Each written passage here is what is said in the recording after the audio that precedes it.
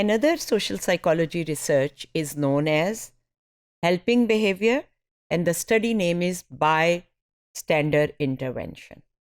This study has also triggered, inspired a lot of research in the consequent years after it was initially conducted and initially conceived, and it has a larger application to other situations different from the original situation where it was conceived.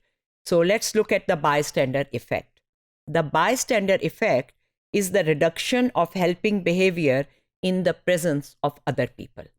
अगर बहुत सारे लोग हों तो उनमें हम किसी की मदद कम करते हैं.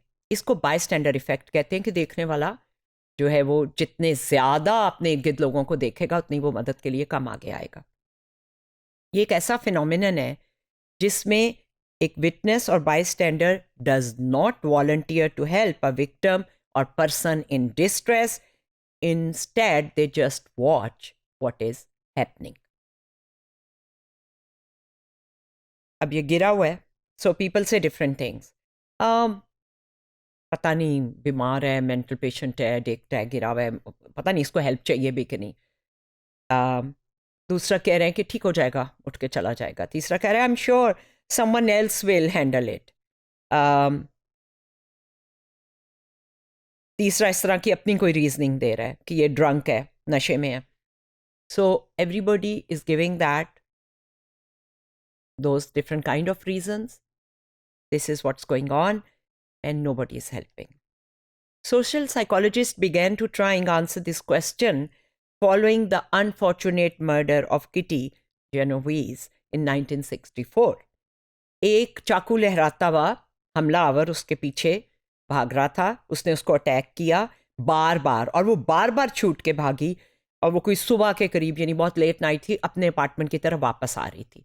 और जितनी दफ़ा वो भागी उसने चीखें मारी और आवाज़ें दी और हर दफ़ा वो चाकू लेके उसके ऊपर दोबारा हमलावर हुआ.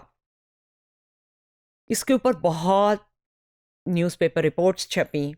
As you can see New York Times कह रहा है 37 who saw murder didn't call the police. At least 38 people may have been aware of the attack, but no one came to save her. Based on this case, researchers Latine and Darley ने 1968 में एक phenomenon describe किया जिसे वो कहते हैं bystander effect. Reasons क्या होते हैं bystander effect के? उसके 3 main hypotheses बने हैं क्यों नहीं लोग मदद करते. Pluralistic ignorance. हम दूसरों को देखते हैं तो हम कहते हैं कि अगर वो नहीं कर रहे तो हम क्या करें. ठीक है, pluralistic. Social inhibition.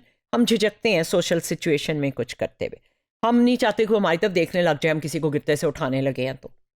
और तीसरा है डिफ्यूजन ऑफ रिस्पॉन्सिबिलिटी.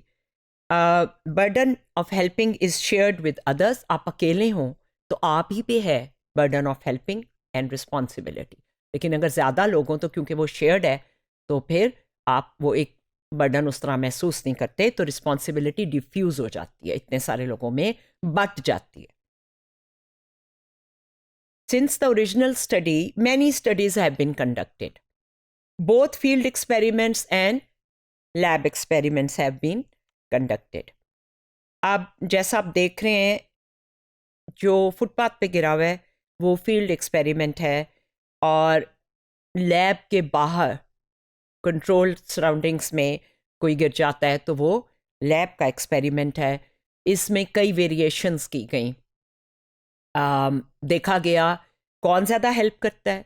गिरा हुआ जवान है, बूढ़ा है, औरत है, मर्द है, तो ज़्यादा हेल्प आती है.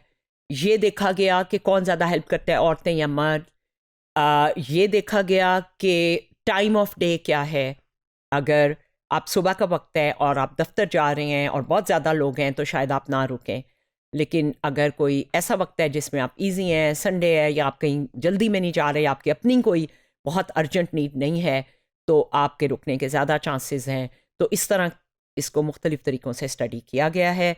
और लैब में तो वो ये करते हैं कि लोगों को बुलाते हैं और उन्हें कहते हैं कि जी यहाँ पे हमने कोई स्टडी मेमोरी वगैरह की करनी है, क्योंकि एक्सपेरिमेंट में धोखे देने की ज़रूरत पड़ती है, पहले से बता दें तो वो फिर वो नतीजा नहीं मिलता, बिहेवियर नेचुरल नहीं रहता। इसके बारे में हम मज़ीद बात करेंगे एथिक्स वाले अगले मॉड्यूल में।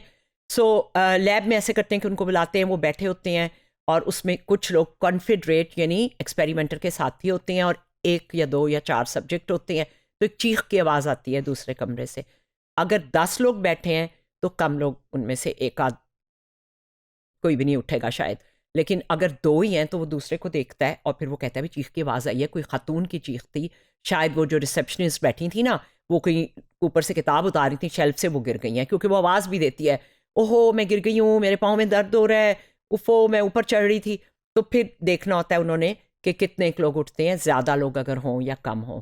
और इसी तरह कभी कभी आग आग की आवाज़ दोहरा देते हैं ताकि देखते हैं कि आग की आवाज़ के ऊपर अगर बहुत ज़्यादा लोग हों तो उससे कहते हैं कि ये भी नहीं उठा, ये भी नहीं उठा, तो शायद कोई ज़रूरत नहीं है। So it has been studied in lab as well as in field. Diffusion of responsibility जो है ये होती है जब ज़्यादा नंबर ऑफ लोग हों, and so the more people present the less any individual feels compelled to intervene. ये ऐसे ही है जैसे किसी क्लास में 100 स्टूडेंट हैं तो उनमें से आप कम रिस्पॉन्सिबल फील करेंगे कि हाथ खड़ा करें और सवाल पूछें।